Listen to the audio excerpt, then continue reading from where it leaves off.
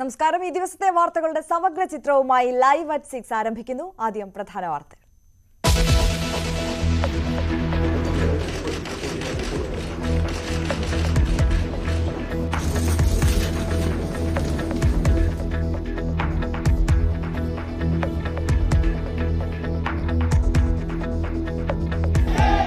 സംസ്ഥാനത്ത് ലോക്സഭാ തെരഞ്ഞെടുപ്പ് പോരാട്ടത്തിന് 290 സ്ഥാനാർത്ഥികൾ. പത്രികാ സമർപ്പണ സമയം അവസാനിച്ചു. സൂക്ഷ്മ പരിശോധന നാളെ. പ്രചാരണം ശക്തമാക്കി മുന്നണികൾ. രാജീവ് ചന്ദ്രശേഖറിന്റെ ജയം സുനിശ്ചിതമെന്ന് എസ് ജയശങ്കർ ന്യൂസ് 18നോട്.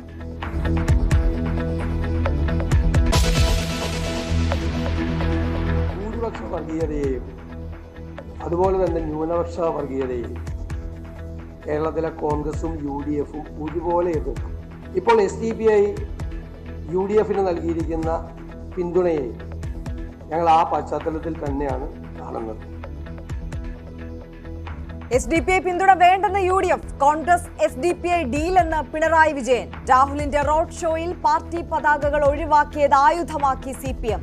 BJPയുടെ ഭീഷണിക്ക് വഴങ്ങിയെന്ന് മുഖ്യമന്ത്രി. പഠിപ്പിക്കേണ്ടത് KC വേണുഗോപാൽ.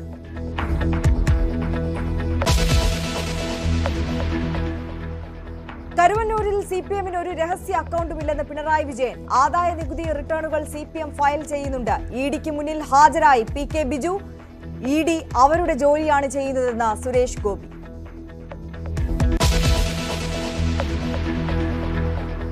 ന്യൂസ് 18 കേരളം വാർത്തയിൽ വിറപൂണ്ട് കൊച്ചിയിലെ ഗുണ്ടാ മാഫിയ.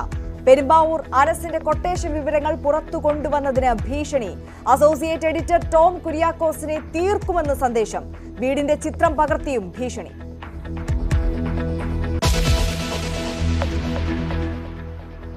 അരുണാചൽ പ്രദേശിലെ ആത്മഹത്യയിൽ ഞെട്ടിക്കുന്ന വിവരങ്ങൾ പുറത്ത്. ആത്മഹത്യ അന്യഗ്രഹത്തിൽ പുനർജനിക്കാൻ ബ്ലാക്ക് മാജിക്കിലേക്ക് ആകർഷിച്ചത് നവീൻ. 3 പേരുടെയും മൃതദേഹം നാട്ടിലെത്തിച്ചു. TTക്ക് നേരെ വീണ്ടും ആക്രമണം. ഭിക്ഷാടകന്റെ ആക്രമണത്തിൽ TTയുടെ കണ്ണിന് പരുക്ക്. അക്രമി ട്രെയിനിൽ നിന്ന് ചാടി രക്ഷപ്പെട്ടു. ജോലി ചെയ്യാൻ പേടിയുണ്ടെന്ന് TTമാർ.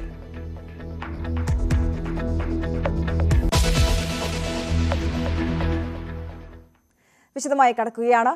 കേരളത്തിലെ പുതിയ അധോലോക ഗ്യാങ്ങിനെ കുറിച്ച് കഴിഞ്ഞ ദിവസങ്ങളിൽ റിപ്പോർട്ട് ചെയ്ത ന്യൂസ് 18 കേരളം അസോസിയേറ്റ് എഡിറ്ററും കൊച്ചി റീജിയണൽ ബ്യൂറോ ചീഫുമായ ടോം കുര്യാക്കോസിന്റെ ജീവന് ഭീഷണി ഉയർത്തി ഗുണ്ടാ സംഘങ്ങൾ.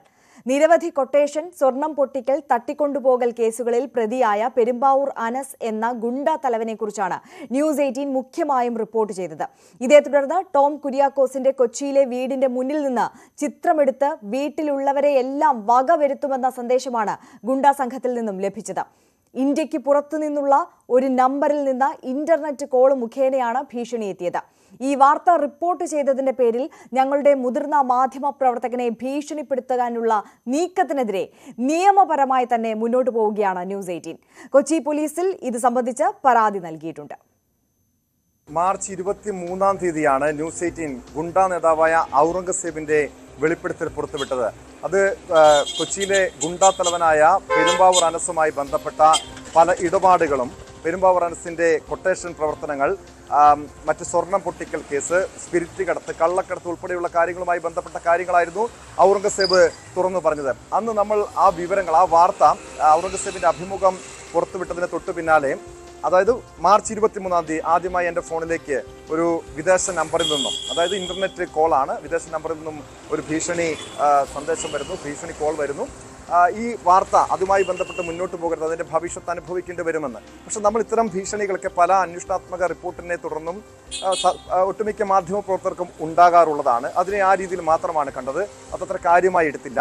പിന്നീട് ഓരോ ദിവസങ്ങളിലും പെരുമ്പാവൂർ അനസ് വിദേശത്തേക്ക് കടന്നതും കള്ള പാസ്പോർട്ട് തരപ്പെടുത്തിയതും അടക്കമുള്ള വിവരങ്ങൾ കൃത്യമായ തെളിവുകൾ സഹിതം നമ്മൾ പുറത്തുവിട്ടതിന് പിന്നാലെ ഭീഷണികളുടെ ഒരു പ്രവാഹമായിരുന്നു. അതായത് വാട്സപ്പിലൂടെ ഭീഷണിപ്പെടുത്തുക, വാട്സപ്പ് കോളുകൾ വഴി ഭീഷണിപ്പെടുത്തുന്ന സന്ദേശങ്ങൾ വരിക, അങ്ങനെ ഓരോ ദിവസവും ഉണ്ടായി. അതിനുശേഷമാണ് ഈ കഴിഞ്ഞ ആഴ്ച, അതായത് ഈസ്റ്റർ ദിനത്തിന് തൊട്ട് തലേ ദിവസം എൻ്റെ ഫോണിലേക്ക് ഒരു വാട്സപ്പ് വഴി, ഇത് വിദേശ നമ്പറിൽ നിന്നും വാട്സപ്പ് വഴിയും ഒരു ഭീഷണി സന്ദേശം, എൻ്റെ വീടിൻ്റെ ചിത്രമടക്കമുള്ള ഭീഷണി സന്ദേശം വരുന്നു, വീടിനകത്ത് ഞങ്ങൾ നിങ്ങളുടെ വീടിന് തൊട്ട് പുറത്തുണ്ട്, ഈ വാർത്ത, അതായത് ഇത് നിർത്തണം, ഇത് നിർത്തിയില്ലെങ്കിൽ അതിൻ്റെതായ രീതിയിലുള്ള ഒരു മുന്നറിയിപ്പ് എന്ന രീതിയിലാണ് ആ ഭീഷണി സന്ദേശം വാട്സപ്പ് മുഖേന എത്തിയത്. സ്വാഭാവികമായും അത് നമ്മുടെ വീട്ടിൽ ഈസ്റ്റർ ദിനമായതിനാൽ വീട്ടിൽ അതിഥികളും മറ്റുമുള്ളതിനാൽ ഒരു പരാതിയോ മറ്റു വാർത്തകളോ നൽകാൻ അത് നമ്മുടെ ന്യൂസ് 18-ന്റെ മേലധികാരികളെ അറിയിച്ചു. കാര്യങ്ങൾ ഈ ഭീഷണിയെക്കുറിച്ച് അറിയിച്ചിരുന്നു, തുടക്കം മുതൽ അറിയിച്ചിരുന്നു. പക്ഷെ അത് വാർത്ത കാരണം വീട്ടിലെ സ്വാഭാവികമായി അറിയാം, വീട്ടിൽ അതിഥികളും മറ്റും ഒക്കെ ഉള്ളതുകൊണ്ട് അവർക്ക് സ്വാഭാവികമായി ആശങ്കപ്പെടുത്തേണ്ട ഒരു സാഹചര്യം വേണ്ട എന്ന് കരുതിയാണ് നമ്മളത് വാർത്ത സംപ്രേഷണം ചെയ്യാറുള്ളത്. പക്ഷേ പോലീസ് അധികാരികളെ, കൊച്ചി സിറ്റി പോലീസ് കമ്മീഷണറെയും അതോടൊപ്പം നമ്മുടെ ഓഫീസ്, കൊച്ചിയിലെ ഓഫീസ് സ്ഥിതി ചെയ്യുന്ന എറണാകുളം നോർത്ത് പോലീസിനെയും എൻ്റെ വീട് സ്ഥിതി ചെയ്യുന്ന തലയോലപ്പറമ്പ് പോലീസിനും ഇതുമായി ബന്ധപ്പെട്ട പരാതികൾ കഴിഞ്ഞ ദിവസം തന്നെ നമ്മൾ നൽകിയിട്ടുണ്ട്. അതിൻ്റെ അടിസ്ഥാനത്തിൽ പോലീസ് അന്വേഷണം നടത്തുന്നുണ്ടെന്നാണ് മനസ്സിലാക്കാൻ കഴിയുന്നത്.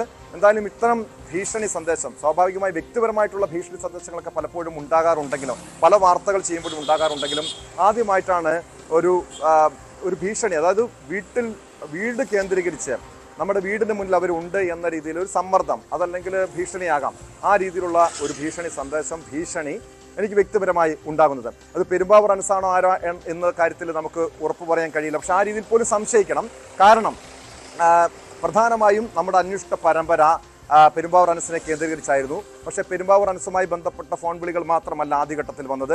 കൊച്ചിയിലെ മറ്റ് ഗുണ്ടാ സംഘങ്ങളിലേക്ക് നമ്മുടെ അന്വേഷണം നീങ്ങുമെന്ന ആശങ്കയുടെ അടിസ്ഥാനത്തിലാകാം മറ്റു പല കോണുകളിൽ നിന്നും ഭീഷണി സന്ദേശങ്ങൾ വന്നിരുന്നു.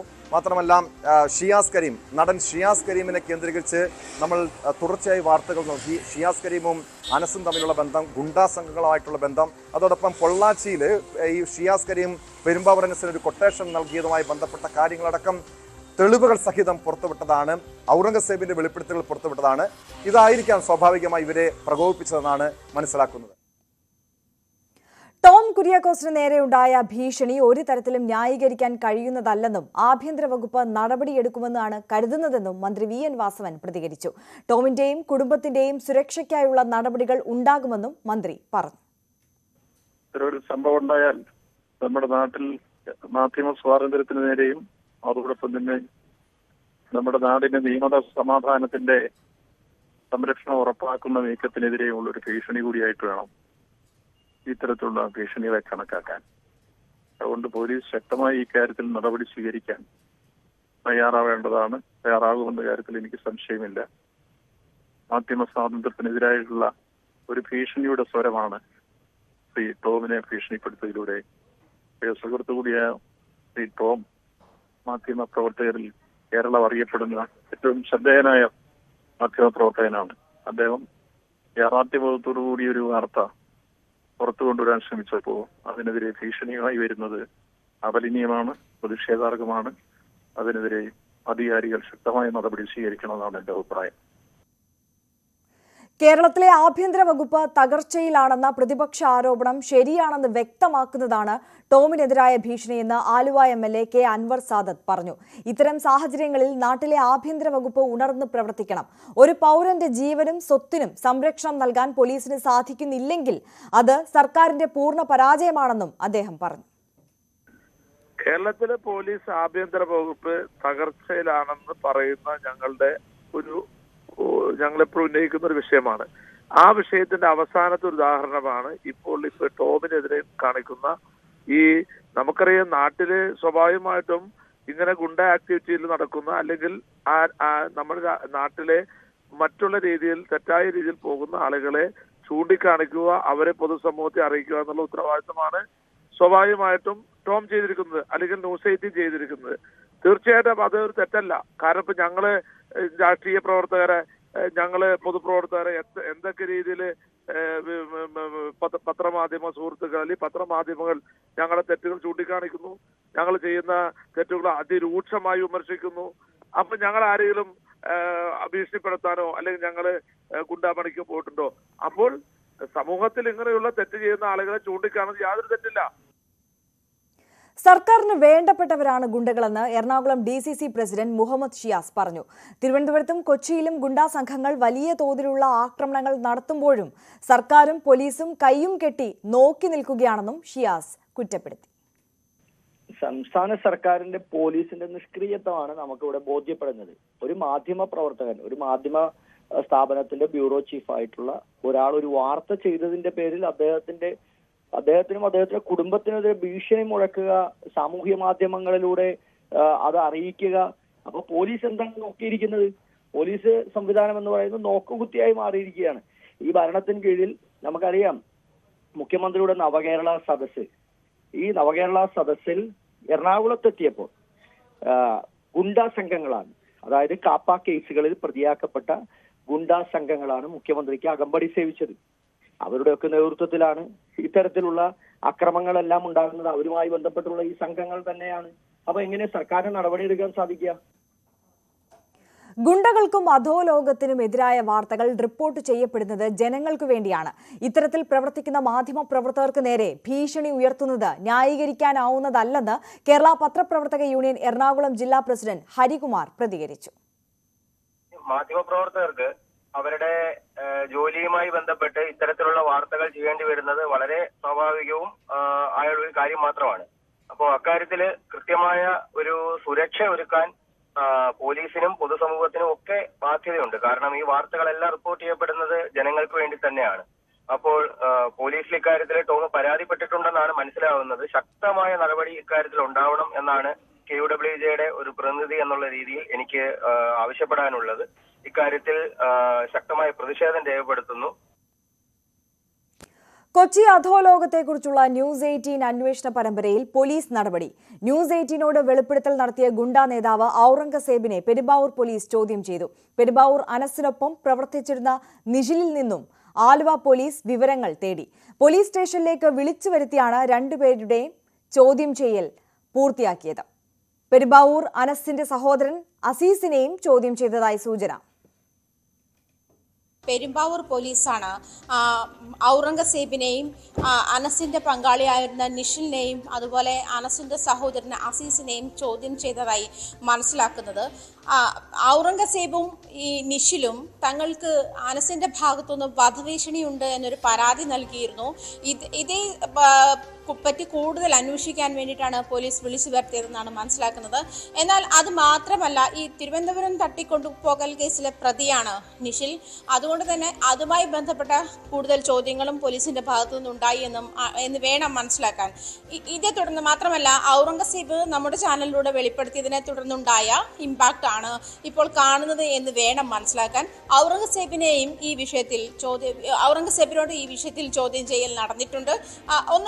ഔറംഗസേബും ഈ അനസിന്റെ ഭാഗത്തു നിന്നും വധഭീഷണി ഉണ്ടായിട്ടുണ്ട്. പ്രത്യേകിച്ചും ഇങ്ങനെ ഒരു സാഹചര്യത്തിൽ ഔറംഗസേബ് നടത്തിയ വെളിപ്പെടുത്തലിൽ അനസിന്റെ പ്രവർത്തന മേഖലകൾ ന്യൂസ് 18 പുറത്തു കൊണ്ടുവരാൻ കഴിഞ്ഞു എന്നുള്ള സാഹചര്യം, അനസ് ദുബായിൽ വ്യാജ പാസ്പോർട്ടിൽ ദുബായിൽ എത്തിപ്പെട്ട സാഹചര്യം, വ്യാജ പാസ്പോർട്ട് ഉണ്ടാക്കാൻ കർണാടകയിൽ നിന്നും നടത്തിയ ശ്രമങ്ങൾ, അതിന്റെ തെളിവുകൾ, ഇതെല്ലാം ന്യൂസ് 18 പുറത്തുവിട്ടിരുന്നു. ഈ ഒരു സാഹചര്യത്തിലാണ് ഔറംഗസേബിനെയും പെരുമ്പാവൂർ പോലീസ് ചോദ്യം ചെയ്തതെന്ന് വേണം മനസ്സിലാക്കാൻ. പക്ഷേ അനസിന്റെ സഹോദരനാണ് അസീസ്.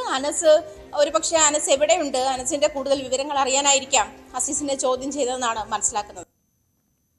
ആജ്ഞ രവീന്ദ്രന്റെ റിപ്പോർട്ടാണ് കണ്ടത്. കൂടുതൽ വാർത്തകളിലേക്ക് എത്തുന്നതിന് മുമ്പ് ഒരു ചെറിയ ഇടവേള.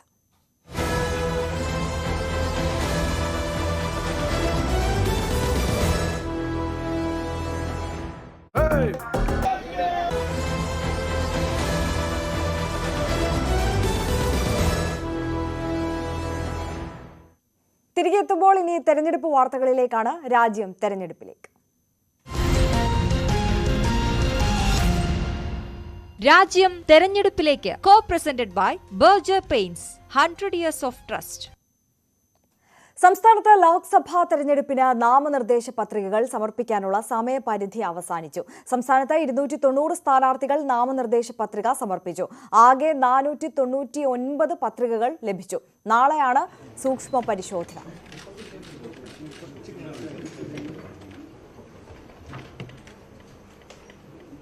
വി അരുൺ തിരുവനന്തപുരത്ത് നിന്ന് ചേരുകയാണ്. അരുൺ, എങ്ങനെയാണ് സമഗ്രമായ വിവരങ്ങൾ?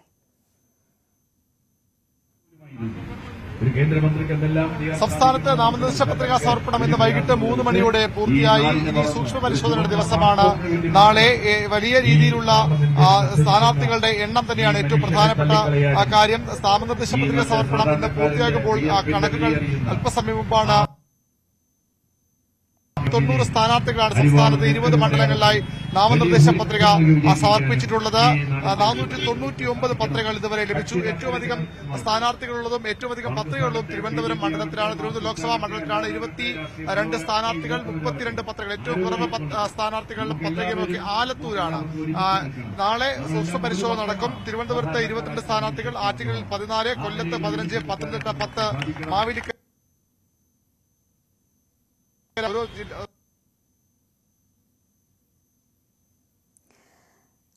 വി അരുണാണ് വിവരങ്ങൾ നൽകിക്കൊണ്ടിരിക്കുന്നത്. എന്തായാലും സംസ്ഥാനത്ത് ലോക്സഭാ തെരഞ്ഞെടുപ്പിന് നാമനിർദ്ദേശ പത്രികകൾ സമർപ്പിക്കാനുള്ള സമയപരിധി ഔദ്യോഗികമായി ഇന്ന് അവസാനിച്ചിരിക്കുകയാണ്. സംസ്ഥാനത്ത് 290 സ്ഥാനാർത്ഥികളാണ് നാമനിർദ്ദേശ പത്രിക സമർപ്പിച്ചിട്ടുള്ളത്. നാളെയാണ് സൂക്ഷ്മ പരിശോധന നടക്കുക. വളരെ ആവേശോജ്വലമായ പ്രചാരണം എല്ലാ മുന്നണിയുടെ ഭാഗത്തു നിന്നും നടന്നുകൊണ്ടിരിക്കുകയാണ്. ഇന്നും വളരെ ആവേശകരമായി വയനാട്ടിൽ കെ സുരേന്ദ്രൻ സ്മൃതി ഇറാനിക്കൊപ്പം എത്തി നാമനിർദ്ദേശ പത്രിക സമർപ്പിച്ചു. ഇപ്പോൾ സുരേഷ് ഗോപി നാമനിർദ്ദേശ പത്രിക സമർപ്പിച്ചതിന്റെ ദൃശ്യങ്ങളാണ് പ്രേക്ഷകർ കണ്ടത്. തിരുവനന്തപുരത്ത് രാജീവ് ചന്ദ്രശേഖർ കേന്ദ്രമന്ത്രി എസ് ജയശങ്കറിനൊപ്പമാണ് എത്തി നാമനിർദ്ദേശ പത്രിക സമർപ്പിച്ചത്. അത്തരത്തിൽ വളരെ ആവേശകരമായ റോഡ് ഷോയിലൂടെയും പ്രവർത്തകരുടെ പങ്കാളിത്തം, പാർട്ടിയുടെ ശക്തി പ്രകടനം അതൊക്കെ വെളിവാക്കുന്ന തരത്തിൽ വളരെ ആവേശോജ്വലമായ പ്രകടനത്തിലൂടെ തന്നെയാണ് സ്ഥാനാർത്ഥികൾ നാമനിർദ്ദേശ പത്രിക എല്ലാ മണ്ഡലങ്ങളിലും സമർപ്പിച്ചത്. SDPI പിന്തുണ വേണ്ടെന്ന നിലപാട് വ്യക്തമാക്കി UDF. ഭൂരിപക്ഷ ന്യൂനപക്ഷ വർഗീയതയെ ഒരുപോലെ എതിർക്കും. വർഗീയവാദികളുടെ പിന്തുണ ആവശ്യമില്ലെന്നും CPM-ഉം BJP-യും ഒക്കെ ചങ്ങായിമാരാണെന്നും നേതാക്കൾ വ്യക്തമാക്കി. ഭൂരിപക്ഷ വർഗീയതയെയും അതുപോലെ തന്നെ ന്യൂനപക്ഷ വർഗീയതയെയും കേരളത്തിലെ കോൺഗ്രസും UDF-ഉം ഒരുപോലെ എതിർക്കും. അത്തരം സംഘടനകളുടെ പിന്തുണ ഞങ്ങൾ സ്വീകരിക്കില്ല. ഇപ്പോൾ SDPI UDF-ന് നൽകിയിരിക്കുന്ന പിന്തുണയെ ഞങ്ങൾ ആ പശ്ചാത്തലത്തിൽ തന്നെയാണ് കാണുന്നത്. വോട്ട് ചെയ്യുന്നത് വ്യക്തിപരമായിട്ടാണ് ആളുകൾ വോട്ട് ചെയ്യുന്നത്. അത് അവരുടെ സ്വാതന്ത്ര്യമാണ്. അവർക്ക് ഇഷ്ടമുള്ള രീതിയിൽ വോട്ട് ചെയ്യാം. എല്ലാ ജനവിഭാഗങ്ങളും UDF-ന് വോട്ട് ചെയ്യണം എന്നാണ് ഞങ്ങളുടെ ആഗ്രഹം. പക്ഷേ സംഘടനകളുടെ കാര്യത്തിൽ ഞങ്ങളുടെ തീരുമാനം ഇതാണ്. ആ പശ്ചാത്തലത്തിൽ തന്നെയാണ്, ഈ തീരുമാനത്തിൻ്റെ പശ്ചാത്തലത്തിൽ തന്നെയാണ് ഞങ്ങൾ SDPIയുടെ പിന്തുണയെയും കാണുന്നത്. എന്നാൽ UDF-ന്റെ അനുമതി വാങ്ങിയിട്ടല്ല പിന്തുണ പ്രഖ്യാപിച്ചതെന്നും പാർട്ടി കൂടിയാലോചിച്ച് ഇക്കാര്യത്തിൽ തീരുമാനമെടുക്കുമെന്നും SDPI നേതാവ് അൻസാരി ഏനാത്ത് പറഞ്ഞു. UDF-ന്റെ നിലപാട് ഇപ്പോഴാണ് അറിഞ്ഞത്. ഏതായാലും പാർട്ടി കൂടിയാലോചിച്ച് തീരുമാനമെടുക്കും. പാർട്ടിയെ സംബന്ധിച്ചിടത്തോളം UDF-ന്റെ അനുവാദം വാങ്ങിയിട്ടല്ല പിന്തുണ നൽകിയത്. അതുകൊണ്ട് തന്നെ പാർട്ടി നിലപാട്, പിന്നെ അവരുടെ നിലപാട് ദയനീയമാണ്. അത് UDF-ന്റെ ഗതികേടാണ് ബോധ്യപ്പെടുത്തുന്നത്. പക്ഷേ എങ്കിലും നമ്മുടെ പാർട്ടിയുടെ നിലപാടും പിന്നെ മാറ്റമുണ്ടാകാൻ സാധ്യതയില്ല. ഏതായാലും ഞങ്ങൾ കൂടിയാലോചിച്ച് തീരുമാനം എടുക്കുകയുള്ളൂ. സെക്രട്ടേറിയറ്റോ അല്ലെന്നുണ്ടെങ്കിൽ എസ്റ്റാബ്ലിഷ് അടിയന്തരമായിട്ട് കൂടുന്നതാവും. മറ്റു വഴികളില്ലാതെ കോൺഗ്രസ് നേതൃത്വം ഈ പിന്തുണ വേണ്ട എന്ന് പറയാൻ നിർബന്ധിതമായെന്നാണ് ഏറ്റവും പ്രധാനപ്പെട്ട വസ്തുത. അതുതന്നെയാണ് വസ്തുത. കാരണം ഏത് തെരഞ്ഞെടുപ്പിലും രാഷ്ട്രീയ പാർട്ടികൾക്ക് ആരുടെ പിന്തുണ ലഭിച്ചാലും അവർ സ്വീകരിക്കാറുണ്ട്. അത് രഹസ്യ പിന്തുണയും പരസ്യ പിന്തുണയും ഒക്കെ ഉണ്ട്. പക്ഷേ ഇവിടെ ഒരു പരസ്യ പിന്തുണ അക്ഷരാർത്ഥത്തിൽ കോൺഗ്രസിനെ വെട്ടിലാക്കുകയായിരുന്നു. അത് സംസ്ഥാനത്തെ കോൺഗ്രസിനെ മാത്രമല്ല, ദേശീയതലത്തിൽ പോലും കോൺഗ്രസിന് എതിരെ വലിയ പ്രചരണ വിഷയമായി BJP അത് ഉപയോഗിച്ചു. കഴിഞ്ഞ ലോക്സഭാ തെരഞ്ഞെടുപ്പിൽ കോൺഗ്രസിനെതിരെ ഉപയോഗിച്ചത് വയനാട്ടിലെ രാഹുൽ ഗാന്ധിയുടെ റാലിയിൽ പച്ചക്കൊടിയുമായി ലീഗ് പ്രവർത്തകർ എത്തിയതാണ്. അത് ദേശീയതലത്തിൽ വലിയ വിമർശനം, വലിയ വീഴ്ച കോൺഗ്രസിനെ ഉണ്ടാക്കിയിട്ടുണ്ട്. അത് തിരിച്ചറിഞ്ഞാണ് ഇപ്പോഴും അത്തരമൊരു സാഹചര്യത്തിലേക്ക് കാര്യങ്ങൾ പോകുന്ന തിരിച്ചറിവിൽ ദേശീയ തലത്തിലൂടെ സമ്മർദ്ദത്തിന്റെ ഫലമായാണ് SDPI പിന്തുണ വേണ്ടെന്ന് വയ്ക്കാൻ കോൺഗ്രസ് തീരുമാനമെടുത്തത്. തീവ്രവാദ സ്വഭാവമുള്ള സംഘടനയുടെ, നിരോധിത സംഘടനയുടെ ആ പ്രവർത്തകർ തന്നെയാണ് ഏറെക്കുറെ ഈ പാർട്ടിയിലുമുള്ളത്. അതുകൊണ്ട് തന്നെ അത്തരമൊരു സംഘടനയുടെ പിന്തുണ സ്വീകരിക്കുന്നത് തിരഞ്ഞെടുപ്പിൽ വലിയ തിരിച്ചടിയാകുമെന്ന് കോൺഗ്രസ് നേതൃത്വം ഭയന്നു. കേന്ദ്ര നേതൃത്വത്തിന്റെ കർശന നിർദ്ദേശവും ഇടപെടലും ഈ പിന്മാറ്റത്തിന് പിന്നുണ്ടെന്നാണ് ലഭിക്കുന്ന സൂചനകൾ. എങ്കിലും വ്യക്തികളുടെ വോട്ട് സ്വീകരിക്കാമെന്ന് കോൺഗ്രസ് നേതൃത്വം അഭിപ്രായപ്പെടുന്നു. പക്ഷേ SDP എന്ന പാർട്ടിയുടെ പിന്തുണ പൂർണ്ണമായും വേണ്ടെന്ന് പറയുന്നതിലൂടെ ദേശീയ തലത്തിൽ ഇപ്പോൾ ഉയർന്നു വരുന്ന ക്യാമ്പയിൻ, BJPയുടെ വിമർശനങ്ങൾക്ക് ക്യാമ്പയിനുള്ള മറുപടിയായത് മാറുമെന്ന പ്രതീക്ഷയാണ് കോൺഗ്രസിനുള്ളത്. മറ്റൊരു വഴിയുമില്ലാതെയാണ് അവർ ഈ പിന്തുണ വേണ്ടെന്ന നിലപാട് പരസ്യപ്പെടുത്താൻ അവർ നിർബന്ധിതരായത്. VV അരുണിന്റെ റിപ്പോർട്ടാണ് കണ്ടത്. കോൺഗ്രസും SDP-യും തമ്മിൽ ഡീൽ നടന്നിട്ടുണ്ടെന്ന് മുഖ്യമന്ത്രി പിണറായി വിജയൻ. ഇക്കാര്യം KPCC പ്രസിഡന്റ് പൂർണ്ണമായി അംഗീകരിക്കുകയും ന്യായീകരിക്കുകയും ചെയ്തതായാണ് മനസ്സിലാക്കുന്നത്. എല്ലാവരുടെയും പിന്തുണ ഇരിക്കട്ടെ എന്ന അവസരവാദ നിലപാടാണ് UDF-ന്റേതെന്നും വിഷയത്തിൽ ലീഗ് അഭിപ്രായം പറയണമെന്നും മുഖ്യമന്ത്രി പറഞ്ഞു. അതൊരു പ്രത്യേക അവസ്ഥയാണ്. ഇത് ശരിയായൊരു ഡീൽ ഇതിൽ നടന്നിട്ടുണ്ട് എന്ന് വേണം സാധാരണഗതിയിൽ കണക്കാക്കാൻ. കാരണം SDP പറഞ്ഞ ന്യായം കോൺഗ്രസ് ദേശീയ തലത്തിൽ ഇതിൻ്റെ BJP വിരുദ്ധ പോരാട്ടത്തിൻ്റെ തലപ്പത്ത് ഇന്ത്യ സഖ്യത്തിൻ്റെ നേതാവായി നിൽക്കുകയാണ്. അപ്പോൾ ഇന്ത്യ സഖ്യത്തിൻ്റെ ഭാഗമായ UDF-നെ ഞങ്ങളിവിടെ സഹായിക്കുന്നുവെന്നാണ്. എന്നാൽ അവർ തന്നെ പങ്കാളിത്തം വഹിക്കുന്ന ഒരു തെരഞ്ഞെടുപ്പ് തമിഴ്നാട്ടിൽ നടക്കുന്നുണ്ട്. അതിലവർ AIADMKയുടെ കൂടെയാണ് എന്നാണ് വാർത്തകൾ കണ്ടത്. അപ്പോൾ അവിടെ ഇന്ത്യ മുന്നണിയുടെ കൂടെയല്ല AIADMK. അപ്പോൾ അവിടെ ഇന്ത്യ മുന്നണിക്കെതിരെ പോരാടുന്നു. ഇവിടെ ഇന്ത്യ മുന്നണിയിലെ ഒരു വിഭാഗത്തോടൊപ്പം ഞങ്ങൾ ദേശീയ താല്പര്യം വെച്ചുകൊണ്ട് കൂടുന്നുവെന്നാണ് പറഞ്ഞിട്ടുള്ളത്.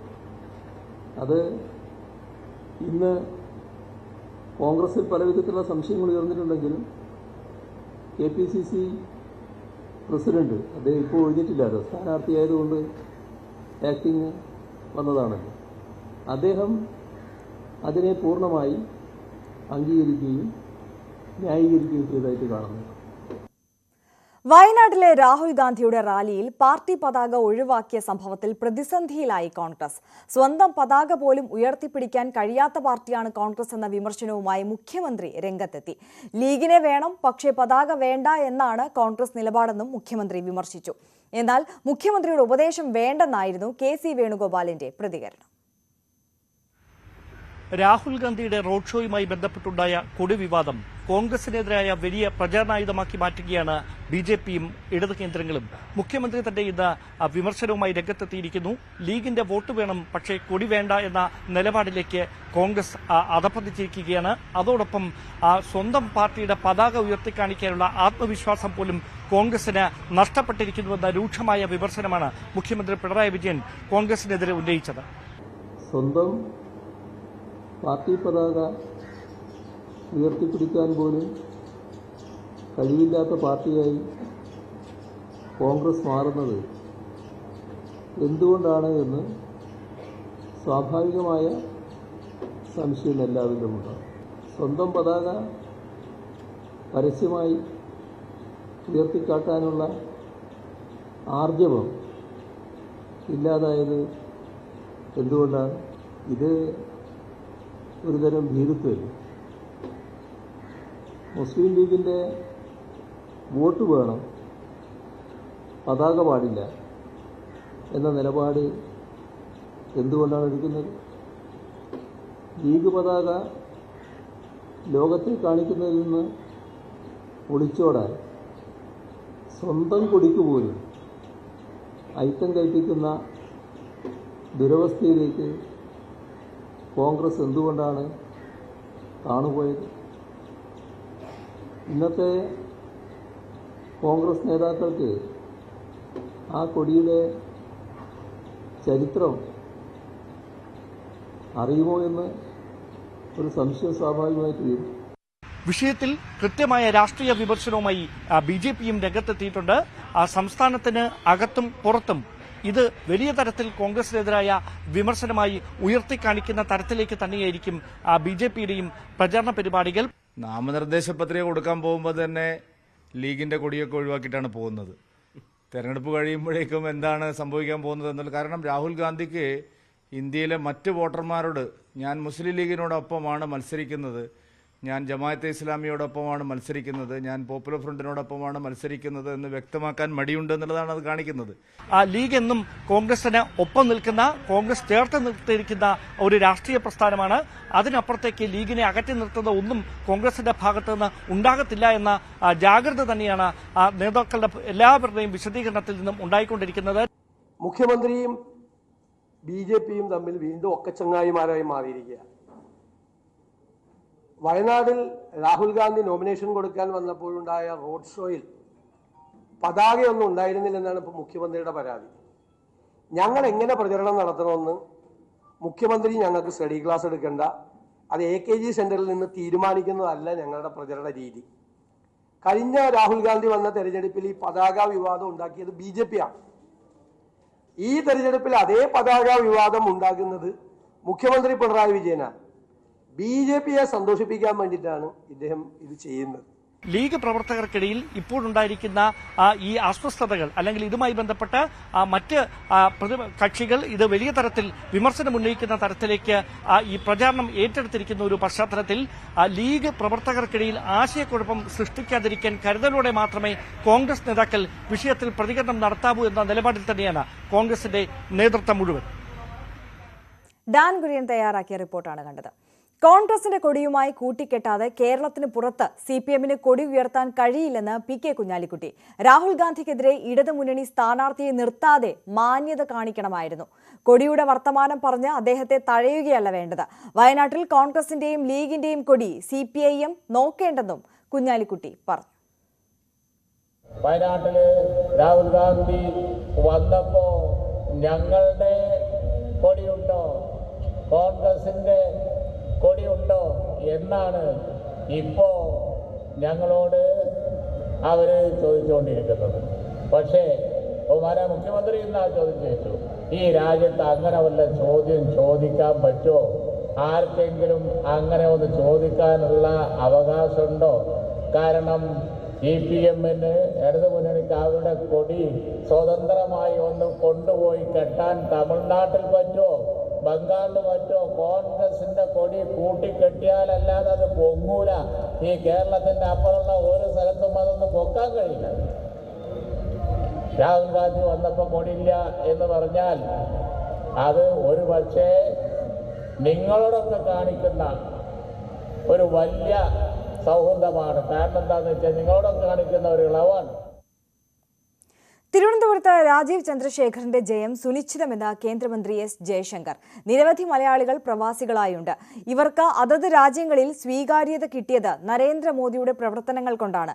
പ്രവാസി ക്ഷേമത്തിന് കൂടുതൽ പ്രവർത്തനങ്ങൾ നടത്തുന്ന നരേന്ദ്രമോദിക്ക് വോട്ട് ചെയ്യണമെന്നും S. ജയശങ്കർ ന്യൂസ് 18നോട് പറഞ്ഞു. കേന്ദ്രമന്ത്രി S. ജയശങ്കറാണ് ഇപ്പോൾ നമുക്കൊപ്പം ചേരുന്നത്. Sir, in unprecedented terms, the Prime Minister evolving as a global leader is becoming a talk of the election. So people believe that you are the man behind it. So how do you think this Prime Minister's posture as a global leader will affect this election? See, look from perspective of Kerala, because of Modi ji, today in the Gulf, we have so much respect. You know, so many people today are benefiting. That you can see UAE, Saudi Arabia, Qatar, all of them have a different attitude towards India. So we work as a team. We want the team to be stronger. We want this man to be in the team.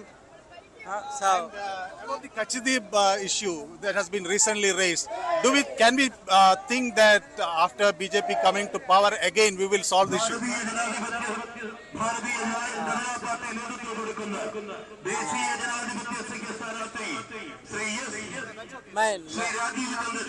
The main issue is that DMK they were saying we are champions of fishermen. Actually, they had given their agreement inside the room to everything. So, the issue right now is people should know the truth. That is the main issue. Why we fishermen today are having problems?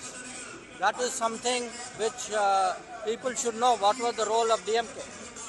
That is the issue. തികഞ്ഞ വിജയപ്രതീക്ഷയിലാണ് എന്ന് doctor S Jaishankar പറയുന്നു. രാജീവ് ചന്ദ്രശേഖർ തികഞ്ഞ വിജയപ്രതീക്ഷയിലാണെന്നും അദ്ദേഹം ജയിക്കുമെന്നും ഈ പുതിയ മോദി മന്ത്രിസഭയിൽ അദ്ദേഹം കൂടി ഉണ്ടാകുമെന്നും ഡോക്ടർ എസ് ജയശങ്കർ വ്യക്തമാക്കുന്നു. ക്യാമറമാൻ ബിപിൻ മുരളിക്കൊപ്പം മനു ഭരത്, ന്യൂസ് 18 തിരുവനന്തപുരം. തിരുവനന്തപുരത്ത് ഇത്തവണ വൻ വിജയപ്രതീക്ഷയിലാണ് BJP. കോൺഗ്രസും BJPയും തമ്മിലാണ് ഇത്തവണ പോരാട്ടമെന്ന ശശി തരൂരിന്റെ പ്രസ്താവനയിൽ ശക്തി തെളിയിക്കാൻ BJP ഇറങ്ങുമ്പോൾ ഇത്തവണ ഇടതുമുന്നണിയും കരുത്തുകാട്ടും. വലിയ ആവേശം നിറഞ്ഞ റോഡ് ഷോയുടെയാണ് രാജീവ് ചന്ദ്രശേഖർ നാമനിർദ്ദേശ പത്രികാ സമർപ്പണത്തിനായി എത്തുന്നത്. നമുക്ക് ദൃശ്യങ്ങളിൽ കാണാം. രാജീവ് ചന്ദ്രശേഖറിനൊപ്പം കേന്ദ്ര മന്ത്രി എസ് ജയശങ്കർ ഉൾപ്പെടെയുണ്ട്. രാജീവ്, എങ്ങനെയുണ്ട് ഈ ഒരു ആവേശം? എങ്ങനെയുണ്ട്? അല്ല, ഇത് നോമിനേഷന്റെ ദിവസമാണ്.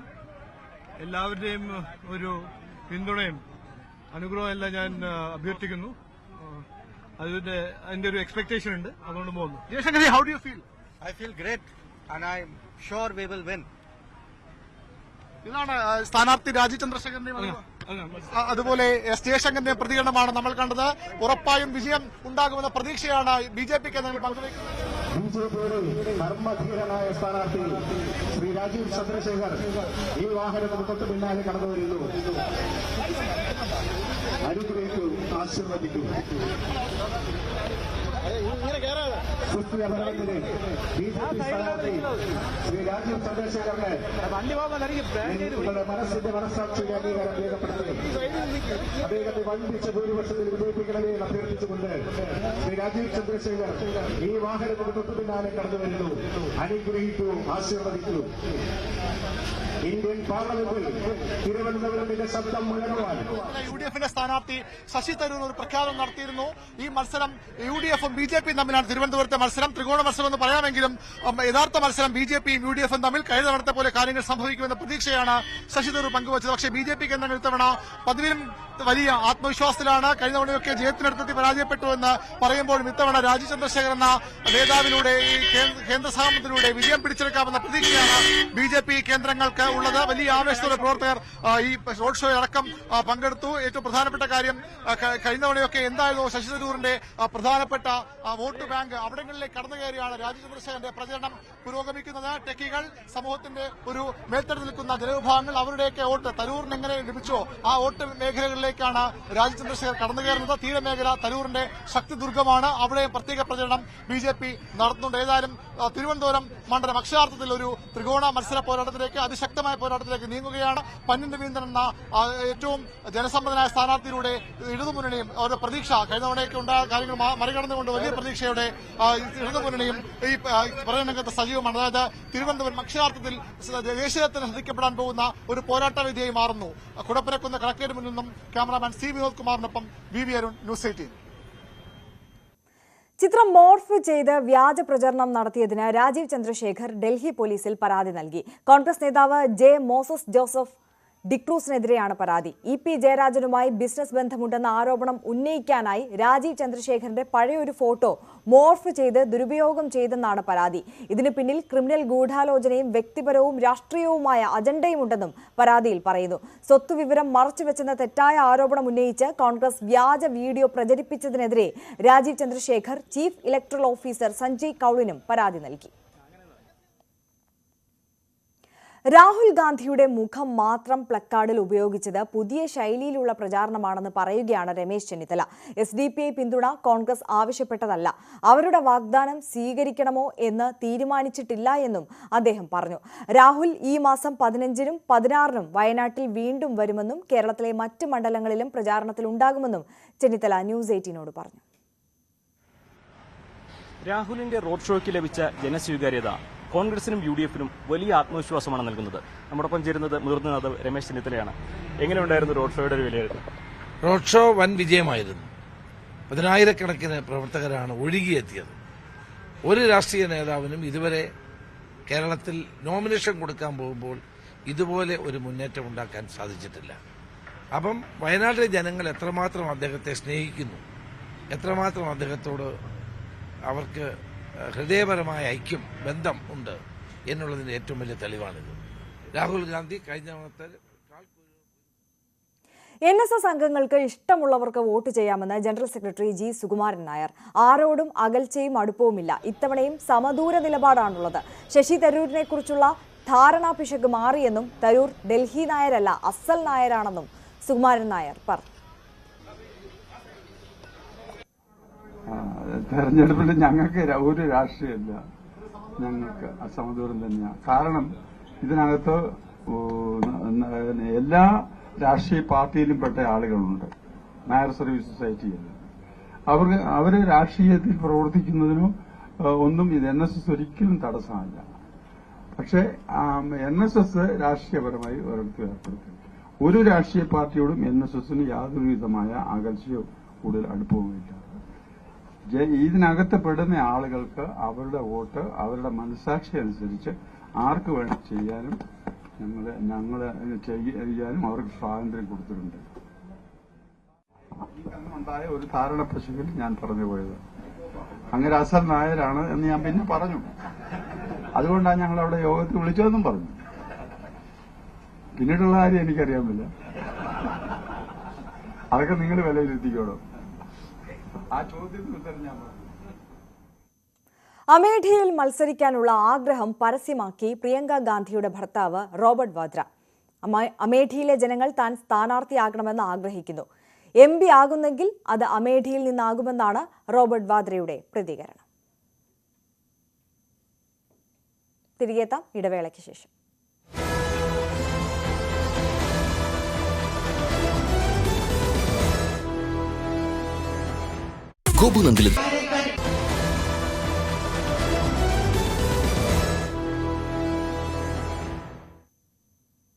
തിരികെ വാർത്തകളിലേക്ക്.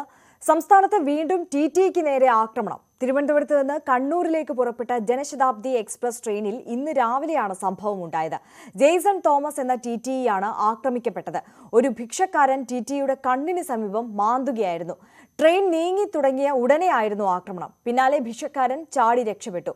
ഇതര സംസ്ഥാന തൊഴിലാളികൾ സഞ്ചരിക്കുന്ന ട്രെയിനുകളിൽ ഭീകരാവസ്ഥയാണെന്ന് ജെയ്സൺ പ്രതികരിച്ചു. സംസ്ഥാനത്ത് വീണ്ടും TTEക്ക് നേരെ ആക്രമണം ഉണ്ടാകുന്നത് ആശങ്ക സൃഷ്ടിക്കുകയാണ്. തിരുവനന്തപുരത്ത് നിന്നും കണ്ണൂരിലേക്ക് പുറപ്പെട്ട ജനശതാബ്ദി എക്സ്പ്രസ് ട്രെയിനിലാണ് ഇന്ന് രാവിലെ സംഭവമുണ്ടായത്. ടിക്കറ്റ് ഇല്ലാതെ ട്രെയിനിൽ കയറിയത് ചോദ്യം ചെയ്തതിനാണ് TTEക്ക് നേരെ ആക്രമണമുണ്ടായത്. ഒരു ഭിക്ഷക്കാരനാണ് TTEയുടെ കണ്ണിന് സമീപം മാന്തിയത്.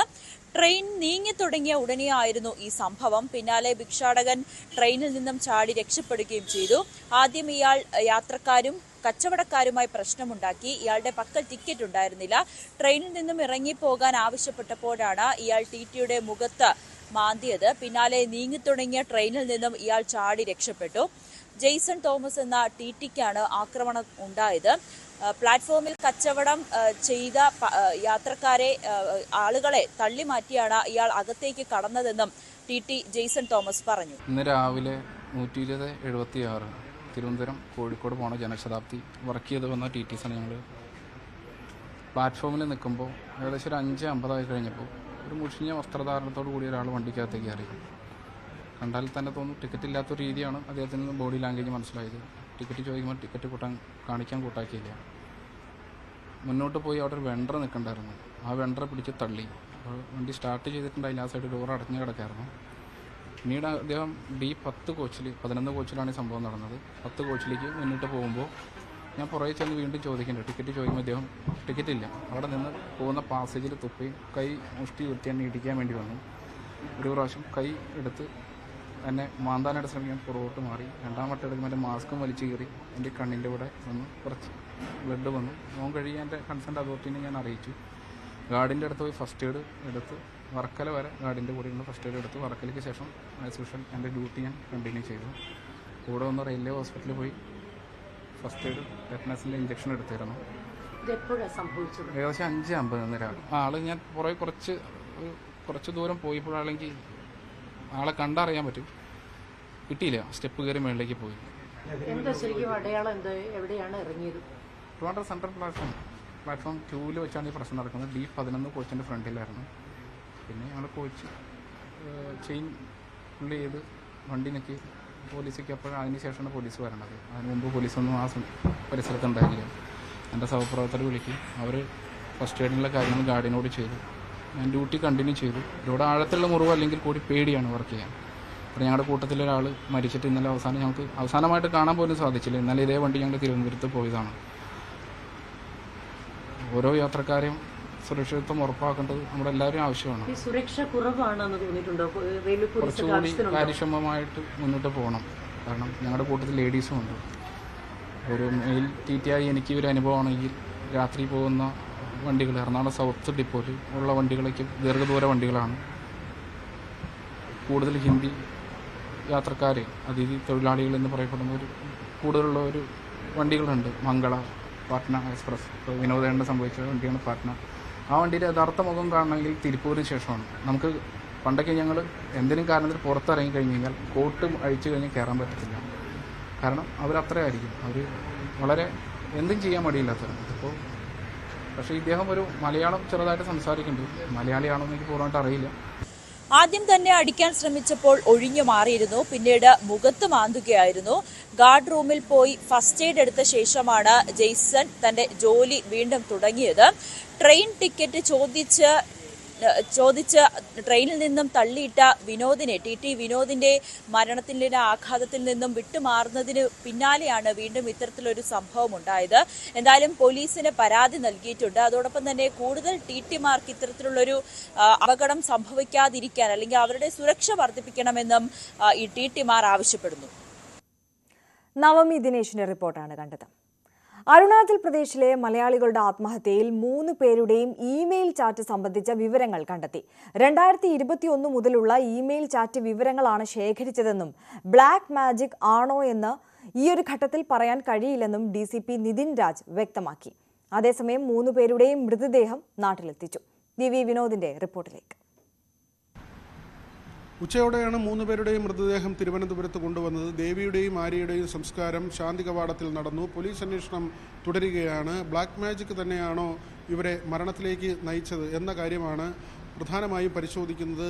അത്തരം സംഘങ്ങളുമായി ഇവർക്ക് ബന്ധമുണ്ടോ എന്ന കാര്യം പോലീസ് പരിശോധിക്കുന്നുണ്ട്. ഇവരുടെ മുറിയിൽ നിന്ന് അവർ മരിച്ചു കിടന്ന സ്ഥലത്ത് കണ്ടെത്തിയത് പാത്രത്തിൽ തലമുടിയും അതുപോലെ തന്നെ കറുത്ത വളപ്പൊട്ടുകളുമാണ്.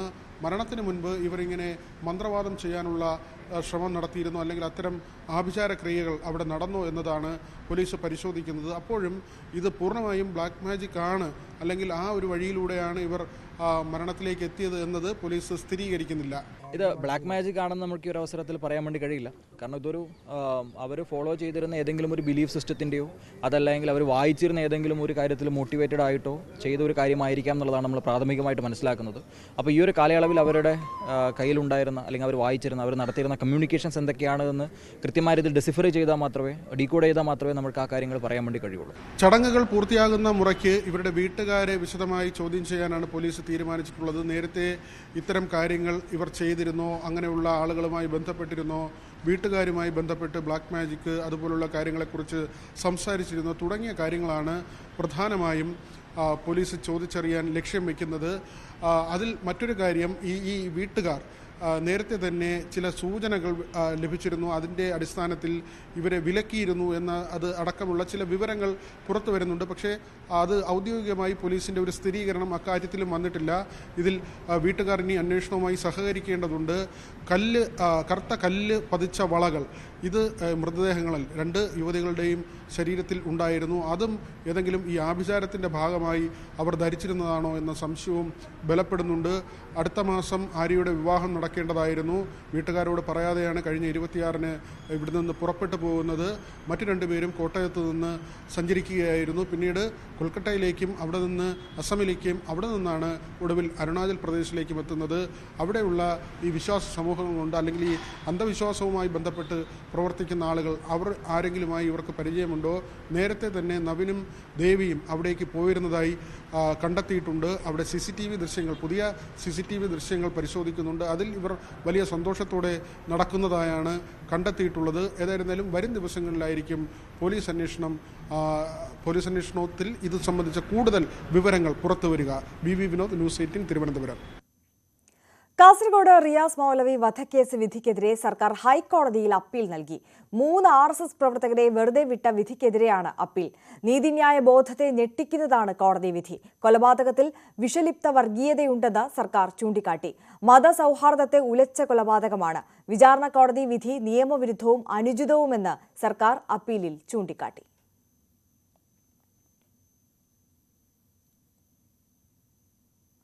മാസപ്പടി കേസിലെ ഹർജിയിൽ നിലപാട് മാറ്റി മാത്യു കുഴൽനാടൻ MLA. വിജിലൻസ് കോടതി നേരിട്ട് അന്വേഷണം നടത്തണമെന്നും കോടതിക്ക് നേരിട്ട് തെളിവുകൾ നൽകാമെന്നും മാത്യു കുഴൽനാടൻ വ്യക്തമാക്കി. എന്നാൽ ഏതെങ്കിലും ഒന്നിൽ ഉറച്ചു നിൽക്കാൻ കോടതി കുഴൽനാടനോട് നിർദ്ദേശിച്ചു. ഹർജിയിൽ ഏപ്രിൽ 12-ന് വിധി പറയുന്നതിനായി മാറ്റി. കരുവന്നൂരിൽ CPM-ന് ഒരു രഹസ്യ അക്കൗണ്ടുമില്ലെന്ന് മുഖ്യമന്ത്രി പിണറായി വിജയൻ. എല്ലാ വർഷവും ആദായ നികുതി റിട്ടേണുകൾ CPM ഫയൽ ചെയ്യുന്നുണ്ട്. പാർട്ടിയുമായി ബന്ധപ്പെട്ട എല്ലാ അക്കൗണ്ടുകളും പാൻ കാർഡുമായി ലിങ്ക് ചെയ്തിട്ടുണ്ടെന്നും ED നടത്തുന്നത് ബോധപൂർവമായ കാര്യമാണെന്നും മുഖ്യമന്ത്രി പറഞ്ഞു. കരുവന്നൂർ കാര്യത്തിൽ ED നടത്തുന്ന അന്വേഷണം എന്നത് ബോധപൂർവം നടത്തുന്നൊരു കാര്യമാണ്. അത് ഒരു വെറുതെ നടക്കുന്നൊരു കാര്യമാണെന്ന് കാണുന്നത്. നിങ്ങൾ മനസ്സിലാക്കേണ്ടത് ED നമ്മുടെ രാജ്യത്ത് നടത്തിക്കൊണ്ടിരിക്കുന്ന പ്രവർത്തനങ്ങൾ ED മാത്രമല്ല, CBI, സാമ്പത്തിക കുറ്റാന്വേഷണ വിഭാഗം, ഇപ്പോൾ ഇൻകം ടാക്സ്, ഇവരെല്ലാം രാജ്യത്ത് വലിയ തോതിലുള്ള വല വീശിയിട്ടുണ്ട്. ആർക്കെതിരെയാണ്? BJP ഇതര പാർട്ടികൾക്ക് നേരെയാണ്. ഇക്കാര്യത്തിൽ നമ്മൾ കാണേണ്ടത് നമ്മുടെ രാജ്യത്തെ ഒരു പ്രധാന പാർട്ടിയാണല്ലോ കോൺഗ്രസ്. ആ കോൺഗ്രസ് സ്വീകരിക്കുന്ന സമീപനമാണ്. കോൺഗ്രസിൻ്റെ നേതാക്കൾക്കെതിരെ വലിയ തോതിൽ ഇത്തരം ഏജൻസികൾ ഇടപെട്ടിട്ടുണ്ട്. അപ്പോൾ അതിനെ എതിർക്കും. കരുവന്നൂരിൽ ED അവരുടെ ജോലിയാണ് ചെയ്യുന്നതെന്ന് സുരേഷ് ഗോപി. EDയുടേത് രാഷ്ട്രീയ ദുരുദ്ദേശമാണെന്നത് CPM-ന്റെ പ്രതികരണമാണെന്നും സുരേഷ് ഗോപി പറഞ്ഞു. അല്ല, അതൊക്കെ EDയുടെ ജോലിയാണ്. എൻ്റെ ജോലിയോ അല്ലെങ്കിൽ എൻ്റെ സർക്കാരിൻ്റെ ജോലിയല്ല. അതൊക്കെ ഡിപ്പാർട്ട്മെൻറ്റൽ ആക്ടിവിറ്റീസാണ്, ആക്ഷൻസാണ്. അത് കൃത്യമായിട്ട് അത് പാലിക്കേണ്ടവർക്കറിയാം. അത് പാലിക്കാൻ അത് ഒരു കൃത്യസമയത്ത് അവർ ചെയ്തോളും. തെരഞ്ഞെടുപ്പ് കാലത്ത് EDക്ക് രാഷ്ട്രീയ ദുരുദ്ദേശമെന്നാണ് CPM-ന്റെ അല്ലേ ഉള്ളൂ? നിങ്ങളുടെ ഉണ്ടോ? ഇല്ലല്ല, ഉണ്ടോ? അല്ല, അതെ, അത് അവർ അങ്ങനല്ലേ പ്രതികരിക്കാൻ പറ്റൂ. അവർ പ്രതികരിക്കട്ടെ. റഷ്യയിൽ മലയാളി യുവാക്കൾ കുടുങ്ങിയ സംഭവം വലിയ ആശങ്കയുണ്ടാക്കുന്നതെന്ന് വിദേശകാര്യമന്ത്രി S. ജയശങ്കർ. ഇന്ത്യൻ പൗരന്മാരെ യുദ്ധമേഖലയിൽ ജോലി ചെയ്യിപ്പിക്കുന്നത് അംഗീകരിക്കാൻ കഴിയില്ല. ഇക്കാര്യത്തിൽ കേന്ദ്ര സർക്കാർ വേണ്ട ഇടപെടലുകൾ നടത്തിയിട്ടുണ്ടെന്നും ശക്തമായ നിയമ നടപടികളും സ്വീകരിക്കുമെന്നും ജയശങ്കർ പറഞ്ഞു.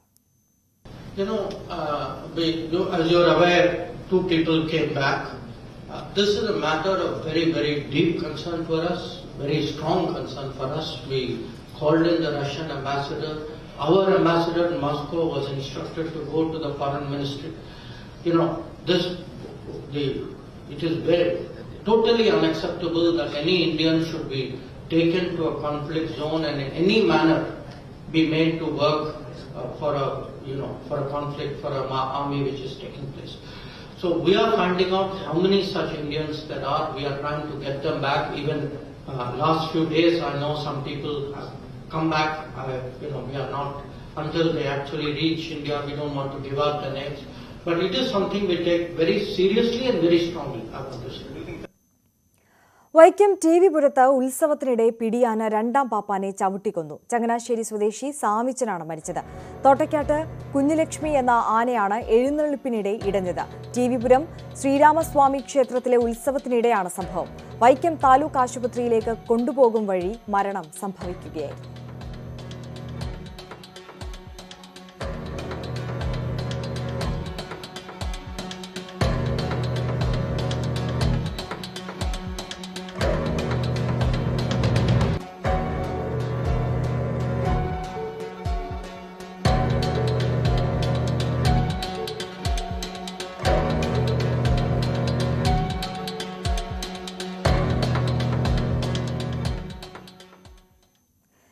നോക്കാം ഇന്നത്തെ സ്വർണം വെള്ളി നിരക്കുകൾ. കവിത ഗോൾഡ് ആൻഡ് ഡയമണ്ട്സ് ഇന്നത്തെ സ്വർണം വെള്ളി നിരക്കുകൾ നിങ്ങൾക്കായി സമർപ്പിക്കുന്നത് വലിയ സ്വപ്നങ്ങൾ, വലിയ സന്തോഷങ്ങൾ, വലിയ collection. Kavitha gold and diamonds. സ്വർണം 22 ക്യാരറ്റ് ഗ്രാമിന് 6445 രൂപ, പവന് 51,560 രൂപ. സ്വർണം 18 ക്യാരറ്റ് ഗ്രാമിന് 5400 രൂപ, പവന് 43,200 രൂപ. വെള്ളി ഗ്രാമിന് 86 രൂപ, കിലോഗ്രാമിന് 86,000 രൂപ. കവിത ഗോൾഡ് ആൻഡ് ഡയമണ്ട്സ് ഇന്നത്തെ സ്വർണം വെള്ളി നിരക്കുകൾ നിങ്ങൾക്കായി സമർപ്പിക്കുന്നത് വലിയ സ്വപ്നങ്ങൾ, വലിയ സന്തോഷങ്ങൾ, വലിയ collection. Kavitha gold and diamonds. Live at 6 പൂർണ്ണമാകുന്നു. നമസ്കാരം.